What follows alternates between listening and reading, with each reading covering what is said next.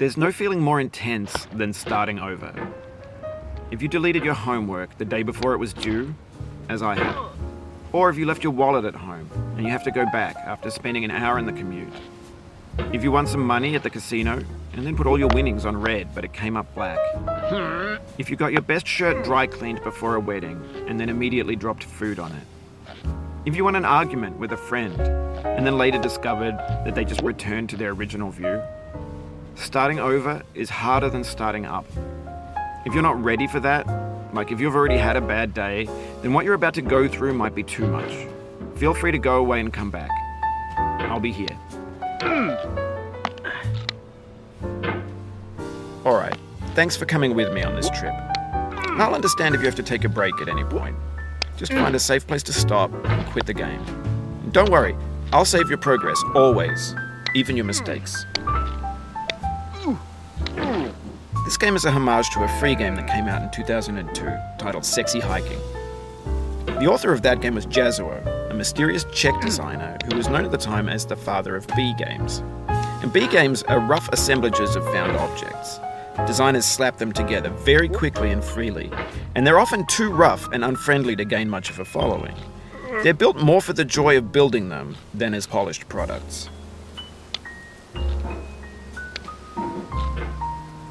In a certain way, Sexy Hiking is the perfect embodiment of a B game.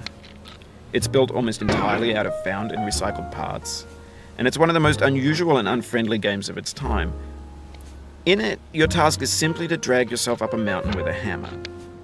And that act of climbing, in the digital world or in real life, has certain essential properties that give the game its flavor. No amount of forward progress is guaranteed. Some cliffs are too sheer or too slippery. And the player is constantly, unremittingly in danger of falling and losing everything. Anyway, when you start Sexy Hiking, you're standing next to this dead tree that blocks the way to the entire rest of the game. It might take you an hour to get over that tree, and a lot of people never got past it. You prod and you poke at it, exploring the limits of your reach and your strength, trying to find a way up and over. And there's a sense of truth in that lack of compromise. Most obstacles in video game worlds are fake. You can be completely confident in your ability to get through them once you have the correct method or the correct equipment or just by spending enough time. In that sense, every pixelated obstacle in Sexy Hiking is real. The obstacles in Sexy Hiking are unyielding, and that makes the game uniquely frustrating. But I'm not sure Jazuo intended to make a frustrating game. The frustration is just essential to the act of climbing, and it's authentic to the process of building a game about climbing. A funny thing happened to me as I was building this mountain. I'd have an idea for a new obstacle, and I'd build it, test it, and it would usually turn out to be unreasonably hard. But I couldn't bring myself to make it easier. It already felt like my inability to get past the new obstacle was my fault as a player rather than as a builder. Imaginary mountains build themselves from our efforts to climb them, and it's our repeated attempts to reach the summit that turns those mountains into something real. When you're building a video game world, you're building with ideas, and that can be like working with quickset cement. You mold your ideas into a certain shape that can be played with, and in the process of playing with them, they begin to harden and set until they're immutable, like rock. And at that point, you can't change the world. Not without breaking it into pieces and starting fresh with new ideas. For years now, people have been predicting that games would soon be made out of prefabricated objects, bought in a store and assembled into a world. And for the most part, that hasn't happened, because the objects in the stores are trash. I don't mean they look bad or that they're badly made, although a lot of them are. I mean they're trash in the way that food becomes trash as soon as you put it in the sink. Things are made to be consumed and used in a certain context, and once the moment is gone, they transform into garbage. In the context of technology, those moments pass by in seconds.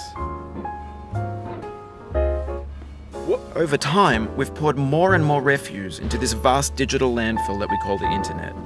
It now vastly outnumbers and outweighs the things that are fresh and untainted and unused. When everything around us is cultural trash, trash becomes the new medium, the lingua franca of the digital age. And you can build culture out of trash. But only trash culture. B games, B movies, B music, B philosophy. Maybe this is what digital culture is.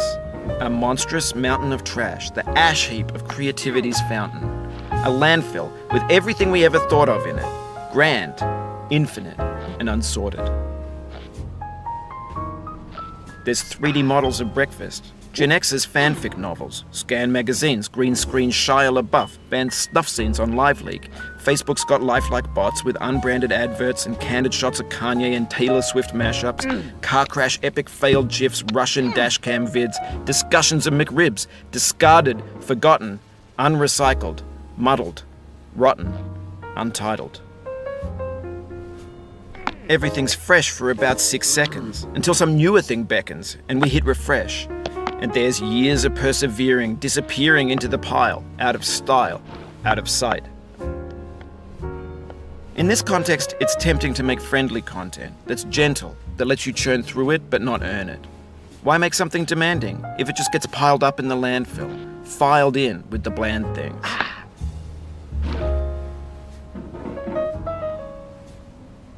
Oh, you just lost a lot of progress. That's a deep frustration, a real punch in the gut. Oof, sorry about that.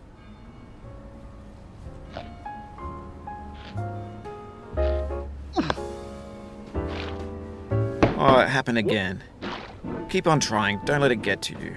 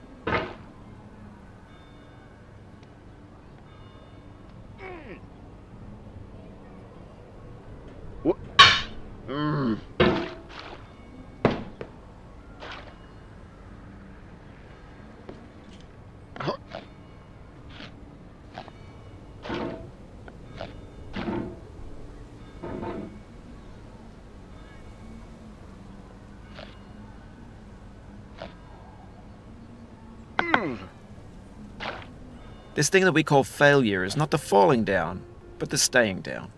Mary Pickford.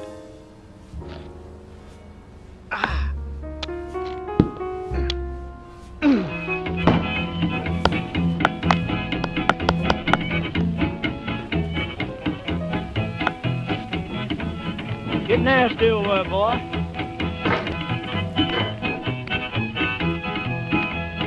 Going down the road feeling bad. I'm going down the road feeling bad. Going down the road feeling bad, and I ain't going to be treated this way.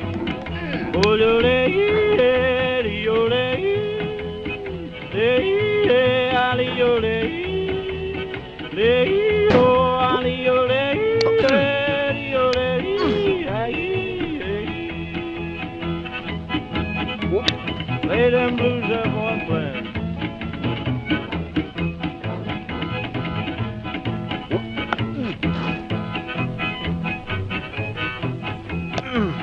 Down in the jail on my knees. I'm down in jail on my knees. Down in jail on my knees, and I ain't going to be treated this way.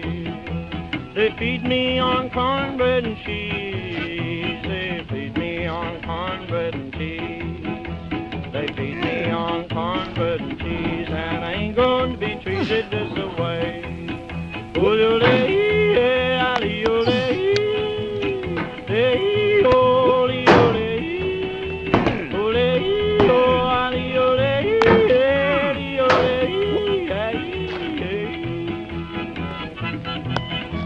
That's good time, boys. Hey, buddy. Lord, Lord, Lord.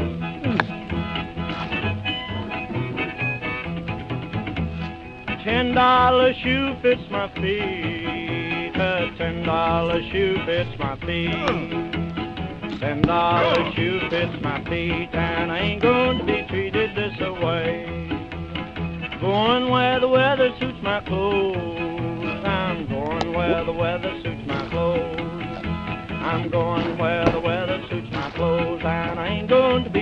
head this away. Ole, ole, ole,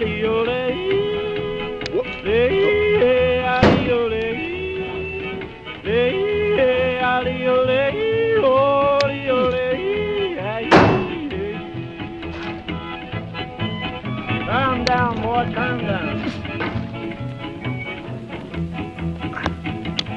Hey, hey, hey.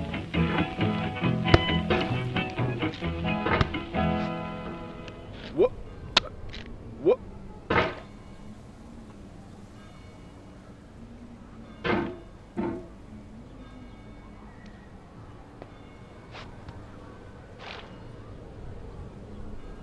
What? Ah.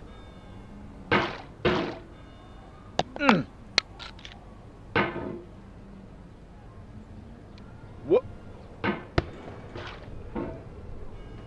What? What? No.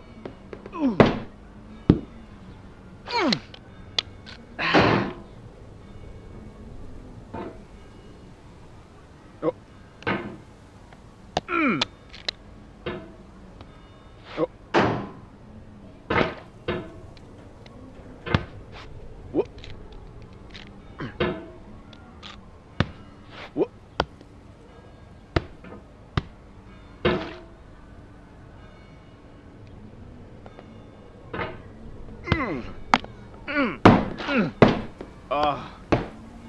What?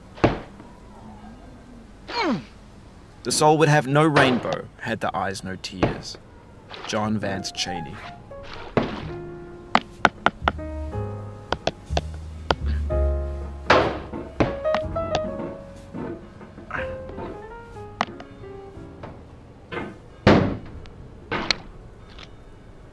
What?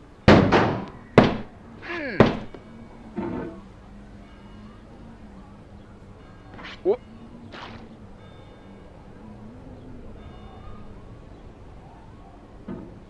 What? The pain I feel now is the happiness I had before. That's the deal. C.S. Lewis.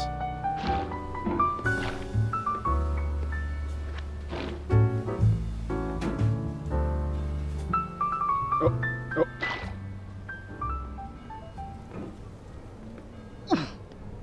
What?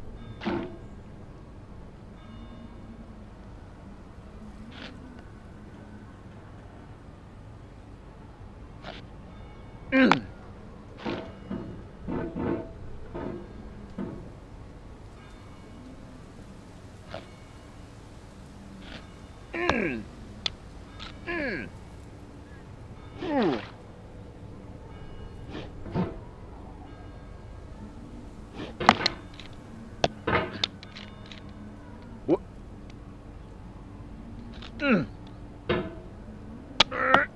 I feel within me a peace above all earthly dignities, a still and quiet conscience.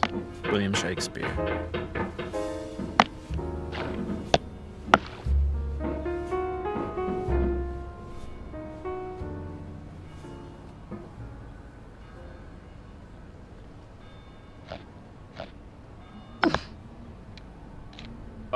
You cannot now believe that you will ever feel better.